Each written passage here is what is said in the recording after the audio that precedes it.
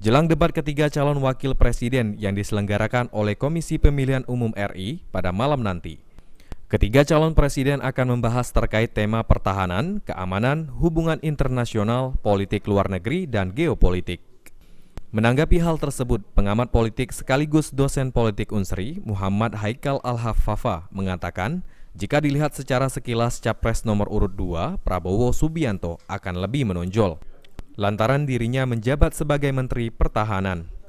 Selain itu, dalam debat nanti ketiga capres akan merebut dan memenangkan suara dari undecided voters dan swing voters, yang angkanya masih berada di 25 hingga 40%.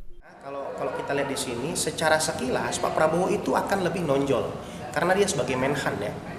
Artinya secara sekilas Pak Prabowo lebih paham akan materi ini dibandingkan yang lain. Itu catatan pertama. Yang kedua, jangan lupa bahwa ada undecided voter dan swing voter yang angkanya 25-40%. Siapa swing voter, siapa undecided voter?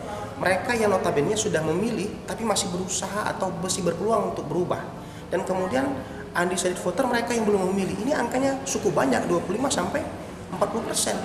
Nah, ini yang sedang diperebutkan. Artinya setiap tiga kandidat ini, capres ini akan berusaha sebaik mungkin untuk memenangkan pertarungan debat ini. Supaya apa? Untuk mendapatkan faedah-faedah elektoral. Yang terakhir, kalau kita lihat dalam debat kali ini, bahwa berbeda dengan 2003, mungkin orang masih takut, masih khawatir ya, 2024 semuanya akan all out. Kenapa? Karena ini pertaruhannya semakin dekat dengan 2024 mengenai 14 Februari. Nah, 14 Februari ini semakin dekat, artinya semuanya akan all out, semuanya akan tarung bebas, semuanya akan tajam kritiknya.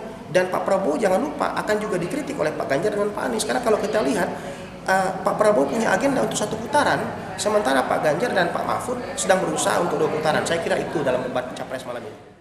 Ditambahkan Haikal, 14 Februari akan semakin dekat. Dengan agenda Prabowo 1 putaran, sementara Capres Anies Baswedan dan Ganjar berusaha untuk 2 putaran.